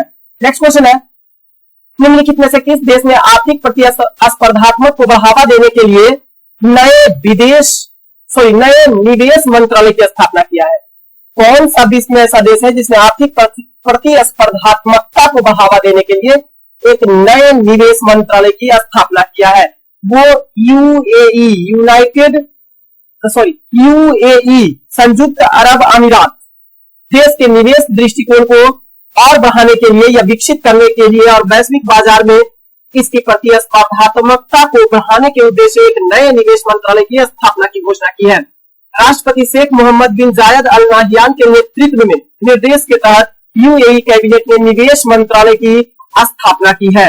निवेश मंत्रालय की स्थापना की मंजूरी दी और मोहम्मद हसन अल सुवेदी को मंत्री बनाया गया है। यानी निवेश मंत्रालय का पहला मंत्री जो बनाया गया है वो मोहम्मद हसन अल सुवेदी को बनाया गया है। ध्यान रखेंगे, ये क्वेश्चन पूछने की संभावना बनेगी। निवेश मंत्रालय की स्थापना विभिन्न क्षेत्रों में निवेश आकर्षित करने और इसकी दुनिया का लाभ उठाने के लिए यूएई की प्रतिबद्धता को दर्शाती है। नेक्स्ट क्वेश्चन है, मध्यकालीन भारत में सरंजामी प्रणाली क्या थी? तो सरंजामी प्रणाली जो थी वो मराठों के अधीन भूमि अनुदान की एक प्रणाली हुआ करती थी जिसे सरंजामी प्रणाली के नाम से जाना जाता है। पेशवा बालाजी विश्वनाथ के द्वारा सरंजामी प्रणाली को पेशवा बालाजी विश्वनाथ के द्वारा 1713 ईस्वी से लेकर 1720 ईस्वी के बीच ये शासन किए थे मराठा साम्राज्य का। तो 1713-1720 ईस्वी के बीच सरंजामी प्रणाली का शुरुआत पेशवा बालाजी विश्वनाथ के द्वारा छत्रपति साहू की सैन्य एवं प्रशासनिक व्यवस्था को पुनर्स्थापित किया था। इसी क्रम में उसने कुछ राजस्व क्षेत्र को जागीर में बदल दिया था जिसे सरंजामी कहा जाता था। क्लियर? जागीर भूमि को ही सरंजामी कहा गया था और जागीर के तहत जो भूमि दान किया था उसे सरंजामी प्रणाली कहा गया। सरंजाम भू राजस्व प्रथा थी जो कि पूर्ण रूप से सैनिक सेवाओं के बदले में जाट तथा फौज 2 रूप में दी जाती थी। सरंजाम मूल रूप से सिविल और सैन्य सेवा के लिए भूमि अनुदान का ही नाम था। पेशवाओं के शासन में सरंजाम प्रणाली ने आनुवांशिक रूप ले लिया था। क्लियर? एक सरंजाम के मकान मालिक या धारक को सरंजमदार नामक उपाधि दी गई थी आमतौर पर उस व्यक्ति को सैन्य क्षेत्र में वीर कर्मों के लिए दिया जाता था। यानी रिटायर्ड जो सैनिक होते थे, जाहिर सी बात है उसी को सरंजमदार के नाम से जाना जाता था या उपाधि दी जाती थी। क्लियर। नेक्स्ट क्वेश्चन, 2011 की जनगणना के अनुसार निम्नलिखित में से किस केंद्र शासित प्रदेश में सबसे कम जनसंख्या घनत्व पाई जाती है? खूब इंपॉर्टेंट, सबसे कम जनसंख्या 2011 की जनगणना के अनुसार, ध्यान देंगे 2011 की जनगणना के अनुसार केंद्र शासित प्रदेश में सबसे कम जनसंख्या घनत्व अंडमान और निकोबार द्वीप समूह का है, जहां की जनसंख्या घनत्व मात्र 46 है। क्लियर। यानी 1 वर्ग किलोमीटर में 46 व्यक्ति ही निवास करते हैं। क्लियर। इस मामले में दूसरे स्थान पर दादर और नागर हवेली, अभी तो दमन और दीव साथ में हो गया है, लेकिन 2011 की जनगणना की बात कर रहा है तो दूसरे स्थान पर दादर और नागर हवेली अंडमान निकोबार द्वीप समूह के बाद 1809 प्रति वर्ग किलोमीटर में व्यक्ति निवास करते हैं। तीसरे स्थान पर दमन और द्वीप 2191 तथा चौथे स्थान पर पुदुचेरी है। क्लियर। 2547। 2011 की जनगणना के अनुसार राज्य एवं उसका उच्चतम जनसंख्या घनत्व की बात करेंगे तो बिहार सबसे ज्यादा, राज्यों में बिहार सबसे ज्यादा 1106 व्यक्ति निवास करते हैं प्रति 1000 वर्ग किलोमीटर में, प्रति 1 वर्ग किलोमीटर में। पश्चिम बंगाल जो है वो दूसरे स्थान पर है 1028, केरल तीसरे स्थान पर 859, उत्तर प्रदेश चौथे स्थान पर 828 और हरियाणा 5वें स्थान पर 573 व्यक्ति प्रति वर्ग किलोमीटर निवास करते हैं। न्यूनतम जनसंख्या घनत्व वाला राज्य की बात करें तो अरुणाचल प्रदेश सबसे कम जनसंख्या घनत्व वाला राज्य है, जहां का जनसंख्या घनत्व मात्र 17 है। दूसरे स्थान पर मिजोरम 52 है, तीसरे स्थान पर सिक्किम 86 है, चौथे स्थान पर नागालैंड 119 है और 5वें स्थान पर मणिपुर 122 है। क्लियर। तो आपका सही आंसर जो जाएगा वो अंडमान निकोबार द्वीप समूह, सबसे कम जनसंख्या घनत्व यहाँ पर पाया जाता है, मात्र 46। नेक्स्ट क्वेश्चन है, रियो पृथ्वी शिखर सम्मेलन के प्रमुख सम्मेलन इनमें से कौन सा है? तो रियो सम्मेलन में CBD और जलवायु परिवर्तन संबंधी सम्मेलन हुआ था, जो ब्राजील के रियो में हुआ था 1992 ईस्वी में, इसलिए इसे रियो डी जेनेरियो या रियो सम्मेलन या रियो शिखर सम्मेलन के नाम से भी जाना जाता है। यह पर्यावरण और विकास एवं संयुक्त राष्ट्र सम्मेलन था। क्लियर। इसे पृथ्वी शिखर सम्मेलन के नाम से भी जाना जाता है। अब नेक्स्ट है क्योटो प्रोटोकॉल। क्योटो प्रोटोकॉल एक अंतरराष्ट्रीय संधि है जिसे ग्लोबल वार्मिंग द्वारा हो रहे जलवायु परिवर्तन को रोकने हेतु ग्रीन हाउस गैस उत्सर्जन को कम करने के लिए क्योटो प्रोटोकॉल जापान में 11 दिसंबर 1997 को अपनाया गया था और 16 फरवरी 2005 को क्योटो प्रोटोकॉल संधि को लागू कर दिया गया। क्लियर। तो क्योटो प्रोटोकॉल संधि हुआ कब? 11 दिसंबर 1997 को और इसे लागू 16 फरवरी 2005 को किया गया था। क्लियर। नागोया प्रोटोकॉल की अगर बात करें तो 29 अक्टूबर 2010 को नागोया जापान में अपनाया गया था और इसे लागू किया गया 12 अक्टूबर 2014 को। क्लियर। बेसेल संधि। बेसेल संधि क्या है? खतरनाक अपशिष्ट पदार्थों के सीमा पार स्थानांतरण के नियंत्रण और इन पदार्थों के निपटने से संबंधित अंतरराष्ट्रीय एक संधि है। यह संधि 22 मार्च 1989 ईस्वी को हस्ताक्षरित किए गए थे और 5 मई 1992 ईस्वी को इसे लागू कर दिया गया, यानी प्रभाव में आ गया। क्लियर। तो बेसेल संधि 22 मार्च 1989 ईस्वी को हस्ताक्षर हुआ खतरनाक अपशिष्ट पदार्थों के सीमा पार स्थानांतरण के नियंत्रण के लिए, जबकि इसे लागू 5 मई 1992 ईस्वी किया गया। बमाको कन्वेंशन कब हुआ था? 1991 ईस्वी में हुआ था। अफ्रीकी देशों की एक संधि है बमाको कन्वेंशन। किसी भी खतरनाक रेडियोधर्मी सहित कचरे के आयात पर रोक लगाने से संबंधित यह कन्वेंशन हुआ था बमाको में। यह 1998 ईस्वी में लागू कर दिया गया था। Clear. Next question, Gurudwara Govind Ghat किस नदी के किनारे बसा हुआ है? वो है गंगा नदी के किनारे गुरुद्वारा गोविंद घाट है। गुरुद्वारा गोविंद घाट को गंगा नदी के तट पर स्थित है, जो तख्त श्री पटना साहिब के आसपास का क्षेत्र है। इस स्थान को कंगन घाट के नाम से भी जाना जाता है। सिख ऐतिहासिक स्रोतों से यह वह स्थान जहां गुरु गोविंद सिंह जी ने अपने सोने की चूड़ी यानी कंगन फेंकी और श्री गुरु ग्रंथ साहिब जी के ज्ञान को श्री रामचंद्र के भक्त पंडित सिख दत्त को प्रदान किया था, इसलिए इसे कंगन घाट के नाम से भी जाना जाता है। गुरु गोविंद सिंह जी सिखों के 10वें गुरु थे। इनका जन्म 12 दिसंबर 1966 को बिहार राज्य के पटना में हुआ था। इन्होंने खालसा पंथ की स्थापना 1699 ईस्वी में की। इनकी मृत्यु 7 अक्टूबर 1708 ईस्वी को हो गई थी। नेक्स्ट क्वेश्चन है, 95% इथेनॉल को किस नाम से जाना जाता है? तो इसे परिशोधित स्पिरिट कहा जाता है। 95% इथेनॉल जो होता है उसे ही परिशोधित स्पिरिट कहा जाता है। थोड़ा कंफ्यूजन इससे होता है कभी कभी बनाने में, क्लियर। इसीलिए हम ऑप्शन में जो भी देते भी है उसको भी अकॉर्डिंग टू देने का प्रयास करते हैं कि आपके क्वेश्चन से टोटल का टोटल मैच करे और आप उसको छापने में आपको मदद हो। ध्यान दीजिएगा, परिशोधित स्पिरिट 95% एल्कोहल जिस मिलियन में होता है उसको परिशोधित स्पिरिट कहा जाता है, जिसमें भार के हिसाब से 95% इथेनॉल होता है, 5% पानी होता है। कभी कभी क्वेश्चन उलट के पूछ देता है, 5% पानी वाला बिलियन, क्लियर, क्या होता है? तो परिशोधित स्पिरिट होता है, इसमें 95% इथेनॉल होता है, क्लियर। इसमें अत्यधिक सांद्रित इथेनॉल होता है, जिसमें परिशोधन नामक प्रक्रिया के बार बार आसवन के माध्यम से शुद्ध किया गया है। विकृतीकृत एल्कोहल किसे कहा जाता है? विकृतीकृत एल्कोहल, इसे मेथिल युक्त स्पिरिट कहा जाता है, जो ऑप्शन नंबर बी में दिया हुआ है। मेथिल युक्त स्पिरिट जो है वह विकृतीकृत एल्कोहल के नाम से इसे जाना जाता है। इसका उपयोग विलायक के साथ साथ एल्कोहल ग्राहक और कैंपिंग स्टोव के लिए ईंधन स्रोत के रूप में किया जाता है। परिशुद्ध स्पिरिट की बात कर लेते हैं, जो ऑप्शन नंबर बी में दिया हुआ है। परिशुद्ध एल्कोहल, इसमें 99% शुद्ध एल्कोहल युक्त तरल होता है। इसका उपयोग दहन इंजनों में गैसोलीन के स्थान पर ईंधन के रूप में किया जाता है। पावर एल्कोहल की बात करें तो इसमें 80% पेट्रोल होता है, 20% एथेनॉल और पूरी बहुत मात्रा में बेंजीन होता है। इसका उपयोग विद्युत पैदा करने के लिए किया जाता है, क्लियर। नेक्स्ट क्वेश्चन, निम्नलिखित में से कौन सा बौद्ध मठ हिमालय के अजंता के रूप में जाना जाता है? ताबो मठ को। ताबो मठ को हिमालय का अजंता के नाम से भी जाना जाता है। यह हिमाचल प्रदेश राज्य में लाहौल और स्पीति नदी घाटी में स्थित है और इसकी स्थापना लोचावा रिंगचेन जंगबो, जिसे रत्नभद्र के नाम से जाना जाता है, इनके द्वारा 996 ईस्वी में एक सहस्त्राब्दी से पहले की गई थी। इसे हिमालय का अजंता के नाम से भी जाना जाता है। यहाँ हर 4 वर्ष में एक बार अक्टूबर महीना में चाहर मेला का आयोजन किया जाता है। खूब इंपॉर्टेंट, चाहर मेला का संबंध किस मठ से है? तो ताबो मठ से। कहाँ होता है? हिमाचल प्रदेश में होता है। कितने वर्ष पर होता है? 4 वर्ष होता है। किस महीने होता है? अक्टूबर महीने में होता है। इसे हिमालय का अजंता कहा जाता है, ताबो मठ। इसका निर्माण लोचावा रिंगचेन जंगपो, जिनको रत्नभद्र के नाम से जाना जाता है, 996 में किया। क्लियर। नाम ग्याल मठ क्या है? तो जिसे दलाई लामा का मंदिर कहा जाता है। नाम ग्याल मठ को दलाई लामा का मंदिर भी कहा जाता है। वर्तमान में हिमाचल प्रदेश के धर्मशाला मैक्लोडगंज भारत में स्थित है। इस मंदिर परिसर का दूसरा नाम नाम ग्याल तांत्रिक महाविद्यालय है। इसकी स्थापना 16वीं शताब्दी में तीसरे दलाई लामा के द्वारा किया गया था। के मठ की अगर बात किया जाए, के मठ यह हिमाचल प्रदेश का सबसे पुराना और सबसे बड़ा मठ है, जो लाहौर और स्पीति में स्थित है। इस मठ की स्थापना 13वीं शताब्दी में हुई थी।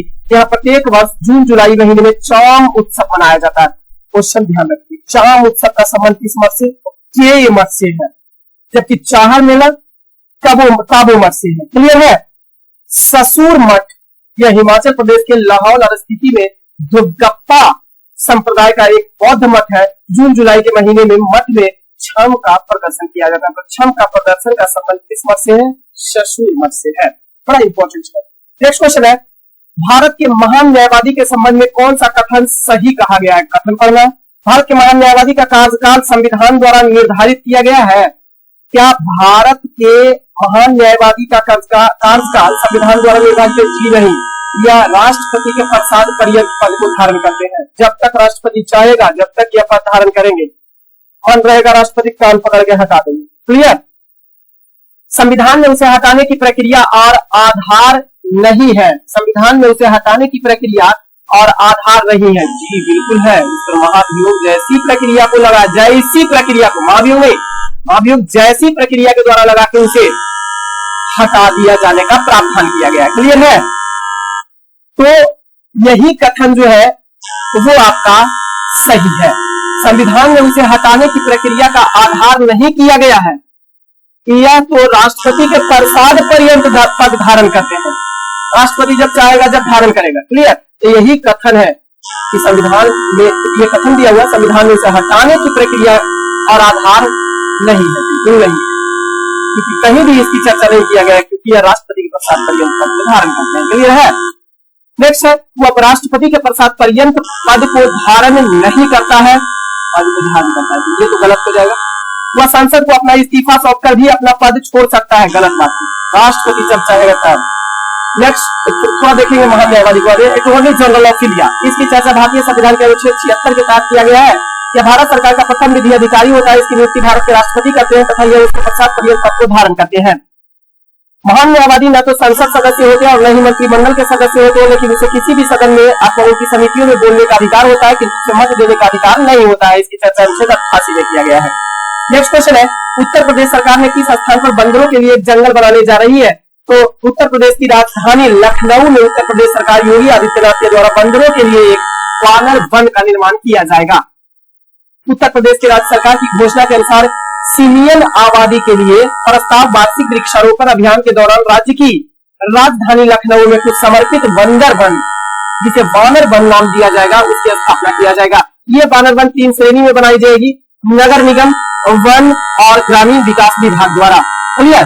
वानर वन शहर के बाहरी इलाकों में स्थित होंगे ताकि बंदरों को जीवित रहने के लिए भोजन और पानी मिल सके। सुशांत गोल्ड सिटी में 980 प्रजातियों के ये पौधे रोककर आयुष वन विकसित किया जाएगा उत्तर प्रदेश में ही। और कल्ली पश्चिम में नंदन वन बनेगा इसी वार्षिक वृक्षारोपण अभियान के तहत उत्तर प्रदेश में। क्लियर? नेक्स्ट क्वेश्चन, कथन 1 को मिलान कथन 2 के साथ करना है। कथन 1 का मिलान कथन 2 के साथ आपको करना है। पोलियो एक तरफ दिया हुआ है रोग और दूसरे तरफ उसके मामले में यूज होने वाले शब्दावली। तो पोलियो के लिए जो शब्दावली यूज होता है वो होता है महामारी। पोलियो क्या था? एक महामारी था, एपिडेमिक था। रेबीज जो है उसके लिए विकिरण का प्रयोग किया जाता है, यानी स्पोरेडिका का प्रयोग किया जाता है। मलेरिया के लिए स्थानिक यानी एंडेमिक का प्रयोग किया जाता है। एंडेमिक मतलब स्थानिक। कोविड-19 के लिए वैश्विक महामारी जैसे शब्द का प्रयोग किया गया था पेंडेमिक अंग्रेजी में। क्लियर? तो मिलान होगा 3-1-4-2 3-1-4-2। अब जरा ध्यान दीजिएगा, विकिरण यानी स्पोरेडिक, विकिरण दरअसल कहेंगे इसको, विकिरण यानी स्पोरेडिक। यह कभी कभी अनियमित रूप से या कभी कभी समय समय पर कुछ अलग अलग स्थानों में उत्पन्न होता है, जैसे रेबीज और टीटेनस को रखा जाता है। इसे विकिरण के अंतर्गत स्पोरेडिका के अंतर्गत रखा जाता है। क्लियर? रेबीज और टीटेनस के लिए। स्थानिक यानी इंडेमिक किसे कहेंगे? तो किसी स्थान क्षेत्र में किसी निश्चित जनसंख्या या क्षेत्र में अचानक प्रकोप इसका जब बढ़ जाता है तो ही स्थानिक यानी इंडेमिक कहा जाता है। इसके अंतर्गत 2 रोग मलेरिया और चिकन पॉक्स को रखा जाता है। क्लियर? वैश्विक महामारी के लिए पेंडेमिक अंग्रेजी शब्द है। इसमें कोई संक्रामक रोग किसी बड़े क्षेत्र या पूरी दुनिया को प्रभावित कर देता है, इसे पेंडेमिक नाम दिया गया। इसके अंतर्गत स्पेनिश फ्लू और कोविड-19 रखा गया है। क्लियर? महामारी जो है वह एपिडेमिक के नाम से जाना जाता है। इसका प्रभाव एक विस्तृत भौगोलिक क्षेत्र पर होता है। इसके अंतर्गत खसरा और पोलियो को रखा जाता है। नेक्स्ट क्वेश्चन है, चालू खाता घाटा के समय निम्नलिखित में से कौन सा कदम उठाए जाने की सबसे कम संभावना होती है? चालू खाता घाटा पहले ही है क्या, जरा देखिएगा। चालू खाता घाटा जो है वो एक देश के व्यापार का एक माप है। यहाँ उसके द्वारा आयात की जाने वाली वस्तुओं और सेवाओं का मूल्य उसके द्वारा निर्यात किए जाने वाले उत्पादों के मूल्य से अधिक होता है। चालू खाता घाटा इंगित करता है कि देश जितना निर्यात कर रहा है उससे अधिक आयात कर रहा है। क्लियर? तभी तो घाटा में चल रहा है, तो इसको चालू खाता घाटा कहते हैं। क्लियर? यानी निर्यात से ज्यादा आयात हो रहा है। यह किसी देश की अर्थव्यवस्था के लिए हमेशा हानिकारक नहीं होता है। क्लियर? तो मुद्रा का पुनर्मूल्यांकन करना जो होता है वो इसी के अंतर्गत शामिल किया जाता है। यानी चालू खाता घाटा के समय सबसे कम संभावना मुद्रा का पुनर्मूल्यांकन करना होता है, क्योंकि मुद्रा का पुनर्मूल्यांकन करना जो है वो निर्यात को महंगा और आयात को सस्ता बनाना होता है। क्लियर? निर्यात को महंगा बना देना और आयात को सस्ता बनाना होता है, जो एक अर्थव्यवस्था के लिए, वित्तीय स्वास्थ्य के लिए हानिकारक होता है। और ये मुद्रा का पुनर्मूल्यांकन हेतु किया जाता है। पुनर्मूल्यांकन का अर्थ होता है सोने या किसी अन्य विदेशी मुद्रा की कीमत के सापेक्ष देश की आधिकारिक विनिमय दर को ऊपर ले जाना। आधिकारिक विनिमय दर को ऊपर ले जाना। नेक्स्ट क्वेश्चन है, ताजे जल निकायों में कार्बनिक प्रदूषण का प्राथमिक स्रोत कौन सा होता है? कार्बनिक प्रदूषण का प्राथमिक स्रोत जो ताजे जल के निकायों में होता है मलजल प्रवाह। मलजल प्रवाह के बारे में देखेंगे। मलजल अपशिष्ट, यह अपशिष्ट लोगों के समुदाय के द्वारा निर्मित होते हैं, चाहे तो कपड़े धोकर गंदगी फैलाना, मल मूत्र त्याग करके गंदगी फैलाना या किसी और कारण से गंदगी फैलाना। इसमें जीवाणु प्रदूषण के साथ साथ कार्बनिक प्रदूषणों की मात्रा सबसे ज्यादा होती है मलजल प्रवाह में। क्लियर? अब शहरी क्षेत्र में जल प्रवाह देख लेते हैं। तो शहरी अपवाह शहरीकरण द्वारा अपनाई गई वर्षा जल की सतही जल प्रवाह है। इसमें अपवाह दुनिया भर में शहरी समुदायों में बाढ़ और जल प्रदूषण का एक प्रमुख स्रोत होता है। इसमें अकार्बनिक प्रदूषक हो सकते हैं। कृषि मैदानों से जल प्रवाह की बात करें तो कृषि अपवाह सिंचाई वर्षा या पिघली हुई बर्फ के कारण मैदानी भाग का जल होता है जो पृथ्वी पर बहता है तथा भूमि में समा सकता है या वाष्पित हो सकता है। इसमें कार्बनिक प्रदूषक शामिल होते हैं। तो ध्यान देंगे, शहरी क्षेत्रों में जल प्रवाह जो होते हैं उसमें अकार्बनिक प्रदूषक शामिल हो सकते हैं, लेकिन कृषि मैदानों में जल प्रवाह जो होते हैं उसमें कार्बनिक प्रदूषक शामिल होते हैं। मलजल में कार्बनिक प्रदूषक के साथ साथ जीवाणु प्रदूषक भी बहुत ज्यादा मात्रा में पाया जाता है। औद्योगिक अपशिष्ट में औद्योगिक गतिविधि द्वारा उत्पादित जो अपशिष्ट होते हैं उसे औद्योगिक अपशिष्ट कहा जाता है। नेक्स्ट क्वेश्चन है, अंतरिक्ष यात्रियों के द्वारा भोजन के रूप में उपयोग किए जाने वाले भोजन का वैज्ञानिक नाम क्या है? क्लोरेला एक शैवाल होता है, क्लोरेला। तो क्लोरेला शैवाल जो होता है उसका इस्तेमाल अंतरिक्ष यात्रियों के द्वारा कर लिया जाता है। ऐसा क्यों किया जाता है जरा ध्यान दीजिएगा, क्योंकि यह प्रोटीन का बहुत अच्छा स्रोत होता है। यह प्रोटीन का बहुत अच्छा स्रोत होता है और कार्बन डाइऑक्साइड का प्रयोग करके यह खूब वृद्धि भी कर देता है। तो इसीलिए इस शैवाल का प्रयोग अंतरिक्ष यात्रियों के द्वारा भोजन के रूप में किया जाता है। ध्यान देंगे, इस क्लोरेला नामक शैवाल से क्लोरेलिन नामक प्रतिजैविक भी तैयार किया जाता है। जिलेडियम की बात करें, ऑप्शन नंबर बी में जिलेडियम का उपयोग समुद्री घास के रूप में किया जाता है। साथ ही जैम और जेली के संरक्षण के रूप में भी इसका इस्तेमाल किया जाता है। लेमिनेरिया नॉस्टॉक एनाविना सार्गासन नामक समुद्री शैवाल का इस्तेमाल भोजन के रूप में भी किया जाता है। नेक्स्ट क्वेश्चन है, भारतीय चित्रकला की मोनालिसा का संबंध किससे है? तो बनी ठनी। भारतीय चित्रकला में मोनालिसा की तुलना किया गया है बनी ठनी से। देखिएगा ये बनी ठनी क्या है। बनी ठनी जो है एक भारतीय चित्रकला है जो किशनगढ़ चित्रकला से संबंधित है और इसकी रचना निहाल चंद ने किया था। इसको भारत का या राजस्थान का मोनालिसा कहा जाता है। बनी ठनी को भारत का मोनालिसा या राजस्थान का मोनालिसा कहा जाता है। इसका शुरुआत निहाल चंद के द्वारा इसका जनक माना जाता है। किशनगढ़ चित्रकला शैली से संबंधित है। बनी ठनी तो राजस्थानी शब्द है जिसका हिंदी में मतलब सजी धजी होता है। यह स्वयं रसिक बिहारी के नाम से कविता करती थी, जिन्हें लवरीज, उत्सव, प्रिया और नगरी रमानी के नाम से भी जाना जाता था। बनी ठनी राजा सामंत सिंह के समय में कृष्णागढ़ में एक गायिका और कवियत्री थी जिन्हें सामंत सिंह और बनी ठनी माना जाता था। नेक्स्ट क्वेश्चन है, हिंदुस्तान 228 क्या है? तो हिंदुस्तान 228 जो है वो देश का पहला विंग सिविल वायुयान के तौर पर बनाया गया। हिंदुस्तान 228 रक्षा बलों द्वारा उपयोग किया जाने वाला जर्मन डोर्नियर 228 रक्षा परिवहन विमान के मौजूद फ्रेम पर यह हिंदुस्तान 228 बनाया गया है। यह विमान 428 किलोमीटर प्रति घंटे की अधिकतम क्रूज गति और 700 किलोमीटर प्रति घंटे की रेंज के साथ रात में उड़ान भरने में सक्षम है। नेक्स्ट क्वेश्चन है, रमन प्रभाव के कारण क्या है? रमन प्रभाव के क्या कारण होते हैं? क्लियर? तो अणु के साथ फोटोन की इनेलास्टिक टक्कर जो होती है उसे ही रमन प्रभाव कहा जाता है। देखिएगा, जब एक प्रकाश की किरण अणुओं द्वारा विक्षेपित होती है तो प्रकाश की तरंग में परिवर्तन हो जाता है। इसे ही रमन का प्रभाव कहा जाता है। इसकी खोज 1928 ईस्वी में चंद्रशेखर वेंकट रमन के द्वारा किया गया था। इसके लिए इनको भौतिकी का नोबेल पुरस्कार 1921 ईस्वी में प्रदान किया गया था। क्लियर? सॉरी, 1929 ईस्वी में प्रदान किया गया। क्लियर?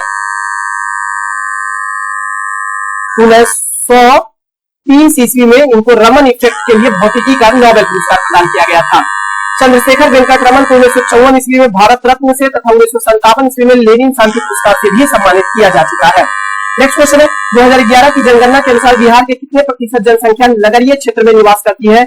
ध्यान देंगे, नगरीय क्षेत्र में निवास जो करती है जनसंख्या वो है 11.3% कुल जनसंख्या का। 11.3% बिहार में नगरीय जनसंख्या है।